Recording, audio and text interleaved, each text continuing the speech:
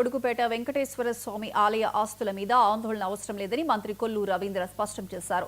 వెంకటేశ్వర స్వామి ఆస్తులను పరిరక్షిస్తూ ఆదాయం పెంచేలా చర్యలు చేపట్టామని చెప్పారు.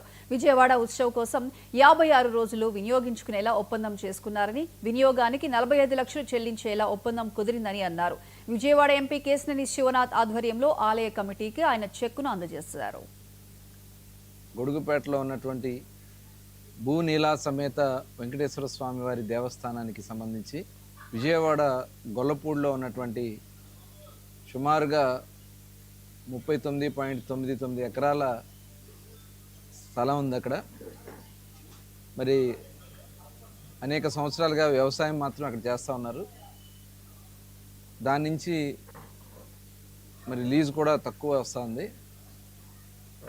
అట్లాగే ఇప్పుడు విజయవాడ కనకదుర్గ అమ్మవారి దసరా మహోత్సవాలని పురస్కరించుకొని విజయవాడ వైబ్రెంట్ అనే ఒక స్వచ్ఛంద సంస్థను ఏర్పాటు చేసుకుని ఆ స్వచ్ఛంద సంస్థ ద్వారా దసరా ఉత్సవాలు నిర్వహించడానికి విజయవాడలో ఉన్నటువంటి పెద్దలందరూ, కృష్ణా జిల్లా పెద్దలందరూ కూడా నిర్ణయించుకోవడం జరిగింది. దాని మీద అక్కడ ఒక ఎగ్జిబిషన్ పెట్టాలంటే ఎగ్జిబిషన్ కొంత స్థలం రిక్వైర్మెంట్ ఉంది. మరి గొల్లపూడిలో ఉన్నటువంటి స్వామివారి స్థలాన్ని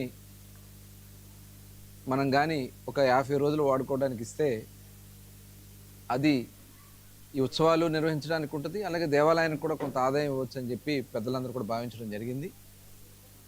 ఇక్కడ ఒక చిన్న మిస్అండర్స్టాండింగ్ కూడా జరిగింది. దాని మీద కలెక్టర్ గారు ప్రభుత్వానికి లెటర్ రాశారు. దాన్ని పురస్కరించుకుని చాలా అనుమానాలు వచ్చినాయి అందరికీ. ఏంటి, భూమి కానీ బదలాయింపు అయిపోతుందా, ప్రభుత్వం స్వాధీనం చేసుకుంటుందా, ఇలాంటి అనుమానాలు వచ్చినాయి.